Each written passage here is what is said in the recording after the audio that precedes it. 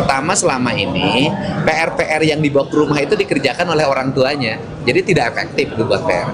Yang keduanya, membuat rileks anak-anak ketika di rumah. Nah, ini kan rangkaian bagaimana menumbuhkan anak-anak di Jawa Barat agar tidak mengalami depresi dalam proses belajar mengajar dan tidak mengalami depresi ketika di rumah. Saya pengen anak di rumah itu baca buku dengan rileks, bermusik, berolahraga, membantu orang tuanya punya warung, punya toko, ke sawah, ke kebun, sehingga menjadi mereka produktif tetapi ada batasan, mereka tidak bisa keluar di atas lebih dari jam 9.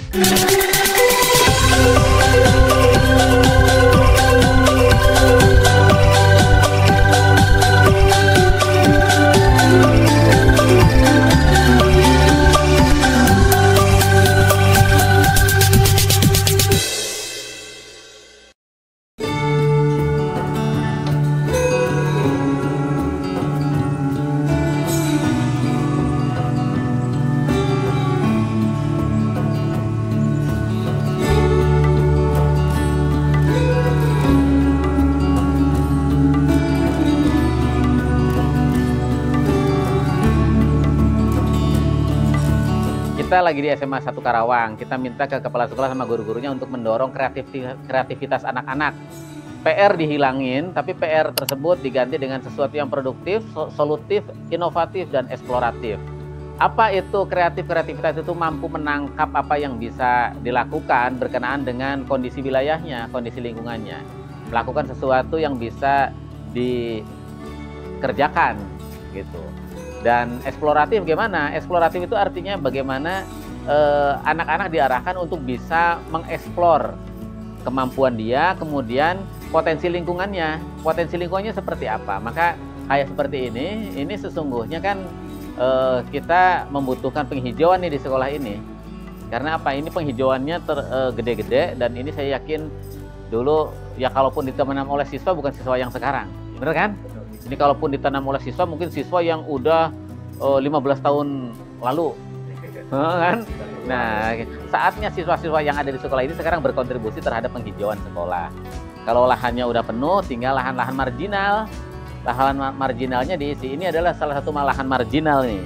Bisa menggunakan potnya dibuat dari bahan limbah, bahan bekas, dicat, kemudian ditanamin oleh tanaman. Gak usah belilah ya. Yang kayak gitu. Orang-orang kreatif itu tidak selalu menyelesaikan masalah dengan uang. Dia bisa memanfaatkan apa yang ada di sekitar mereka.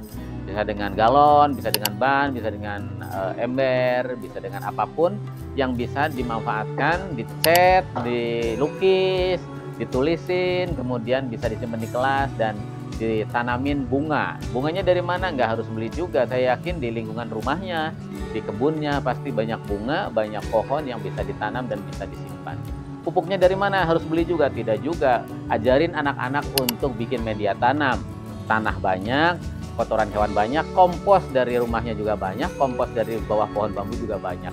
Disitulah anak belajar bagaimana mengeksplorasi dan kreatif, inovatif, memanfaatkan segala potensi yang ada di lingkungan mereka. Untuk apa? Untuk menyelesaikan masalah. Masalah apa? Masalah penghijauan, masalah lingkungan yang kayak ini nih. Ini perlu bisa disimpenin pot-pot vertical garden dari aqua. Bukan, dari botol plastik maksudnya. Dari botol plastik direkayasa bisa digantung-gantungin di sini dan bisa dikasih tanaman rambat. Itulah inovasi kreativitas yang bisa dilakukan oleh sekolah-sekolah untuk menumbuhkan kreativitas anak-anak kita. PR itu maksudnya hal-hal seperti itu yang perlu dilakukan untuk anak-anak kita. Pekerjaan rumahnya diarahkan pada hal-hal yang produktif, yang kreatif dan menyelesaikan masalah dan mengembangkan potensi dirinya. Nih vertical garden bisa nih. Siapa ya? Ini kan tujuannya menghalangin bola. Tapi bisa double fungsi, bisa untuk penghijauan. Kenapa kalau ada bunga ngerambat ke sini ini nggak akan panas kayak gini nih jam segini? Nah, ke sini nih. Wah, hijau Pasep. Itu bunga yang itu yang ngerambat, bisa. Yang ngerambat.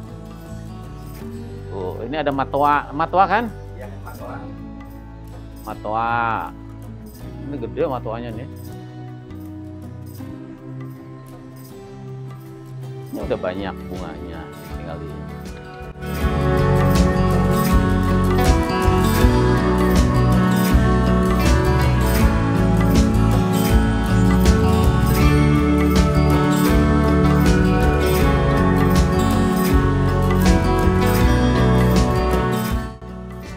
kasih palemnya dari mana? Palemnya ayah di buruan imah nak, baru dah ngarabut weh. Itu ya Bu ya. Ayo dong proyek penguatan pelajar Pancasilanya, bagaimana membuat lingkungan semakin indah. Ya kan? Tiap kelas gotong royong bikin pot. Potnya dilukis. Dari mana potnya? Kudu meuli. Henteu ke rame deui lamun kudu meuli mah. Diomongeun aya nama padahal keur maranehanana oge. Cari barang bekas. Kemudian cari barang bekas, kemudian bisa dilukis. Kan ada anak tiap kelas yang pinter ngelukis, yang pinter pakai desain grafis, pakai aqua dari ban. Wah, bisa proyek bikin pot dari ban, kan bagus tuh mengasah kreativitas anak. Itu yang dimaksud oleh Pak Gubernur, PR ditiadakan, tapi anak-anak itu diarahkan di rumah bisa melakukan hal-hal produktif. Manggi bot yo galon aqua. Nah, kumaha carana aqua ya bisa produktif jadi pot, jadi naon. Lihat ban mobil bisa jadi pot, jadi naon. Itu nanti bisa disimpan di depan kelas. Ini kan kelasnya, ini mah saya yakin ini pohonnya nggak tahu diplak sama anak atau sama siapa. Mungkin sama gurunya. Coba anak-anak udah berkontribusi apa terhadap penghijauan di sekolah ini? Bener nggak Pak? Coba tanya ke Pak Kepala Sekolah atau Pak gurunya, refleksi diri ya. Anak-anak udah berkontribusi apa terhadap kualitas lingkungan sekolah? Apakah nanam bunga? Apakah nanam nyimpen pot? Apakah mengelola sampah dengan baik? Kalau mengelola sampah dengan baik, lihat aja ada nggak di sini komposter di setiap kelas, gitu. Kan itu bentuk kontribusi sekolah terhadap lingkungan.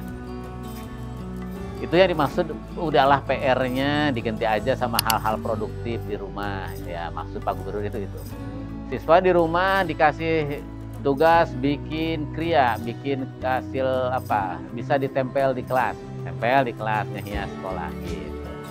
Maksudnya itu. Biar indah nih. Sekolahnya kan udah bersih nih.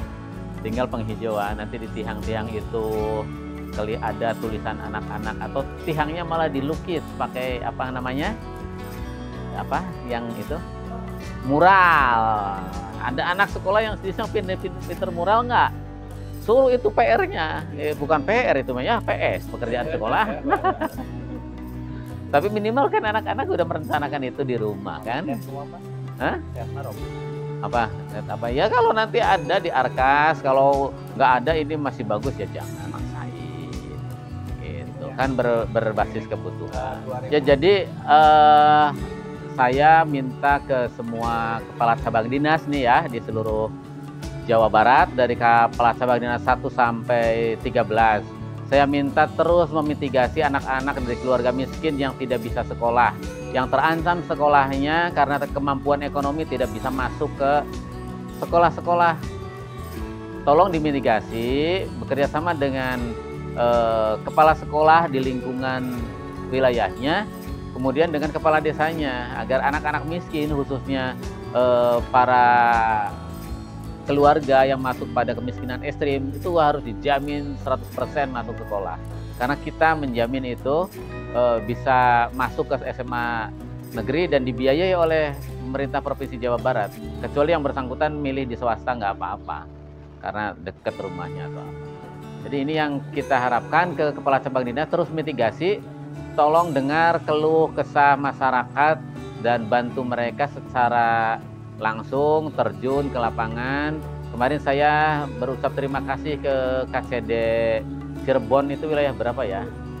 Wilayah 10. Saya di Cirebon itu ada Pak Ambar yang sudah ngebantu pemegang P3KE ya, kemiskinan ekstrim, yang memitigasi dan menjamin mereka bisa masuk sekolah, memfasilitasi anak tersebut. Saya minta semua kepala cabang dinas juga seperti itu, tanggap, bisa menjemput bola ke masyarakat, Kalau ada masalah langsung jemput, kemudian fasilitasi ke sekolah. Ya, terima kasih.